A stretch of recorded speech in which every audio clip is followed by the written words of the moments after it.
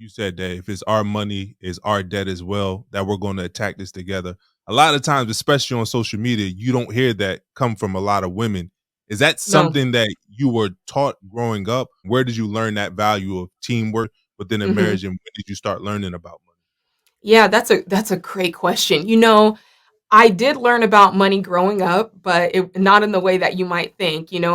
More is caught than taught, and so I saw the way my parents interacted with money, and if I'm honest, it wasn't good. Mm, So I learned basically what I didn't want to do in a lot of circumstances. My parents, they're great people. I love them. But when it came to money, they were not on the same page. And mm, so I knew that I wanted that to be different going into my situation. And I knew that I wanted us to both feel like equals, to like where we both had a say in what was going on, to where we both knew what was going on. So I think in that way, the way I was brought up definitely affected me.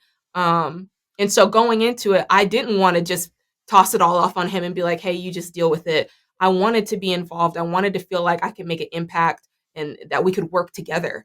And so I'd say that that's where a lot of that came from. But I think it's so important because and I call it a vocab rehab because I think there's so many folks that come into it and they're like, hey, like you're spending and this is my paycheck and it's his debt. And I mean, you cannot be one like that. I'm a Christian person and I believe that when you get married, you become one. And I believe that that's the way that that's supposed to work. And I believe that, the Bible says where your heart is, that's where your treasure's at. You know what I'm saying? And I'm like, if I want my treasure to be with my husband and I want to know that I have access into that. And the same way goes back to him. And so for me to cut off that area of my life and say, hey, you have access in all these other places, but not here, that's not the message that I wanted to send. Um, Especially with something like that where it's so vulnerable. Because with that debt, if I had said no, thank you, it would have I mean, I can't tell you the amount of damage it would have done, not just to him, probably emotionally as a man, but to our marriage.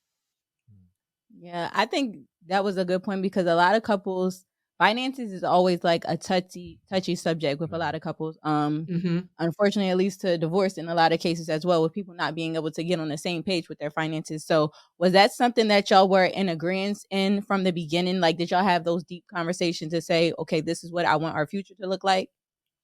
Um, in the very beginning, like when we were dating and stuff, no, I don't think so. Um, Going into it, I think we were just both so open. Truth be told, coming into the relationship, my husband was I think he was way more open to ideas because of the way he grew up as well. I think that he was looking at me and being like, "Hey, do you have any clue of how this is supposed to work?" And I was like, "Well, I'm thinking about like maybe I grew up in church and this is what they said." So we were just really, I think we were just open books, and I think both of us so desperately wanted something different than how we came up that we were just willing to go towards each other. And it honestly, I think that was a little bit of a happy accident. I'll be honest, but here's the thing, and for the people listening, this was my this was my experience, but at the same time, like the stats and all the findings support this. Like the statistics say 43% of married people combine their money. Now, I'll be honest, I thought it would be more than that because when you look at the statistics, they'll tell you people who are married, they're more likely to buy a home together, and we know how important home ownership is in building wealth.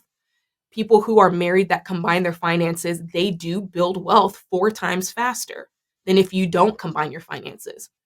We know that the studies say that couples that combine their finances, they have more the probability of them staying together over the long haul is greatly increased. And then the stats just tell us, it literally says they're happier. So I think a lot of people don't combine their money out of fear that, oh, this is just going to be a mess if we combine our money, da da da da da.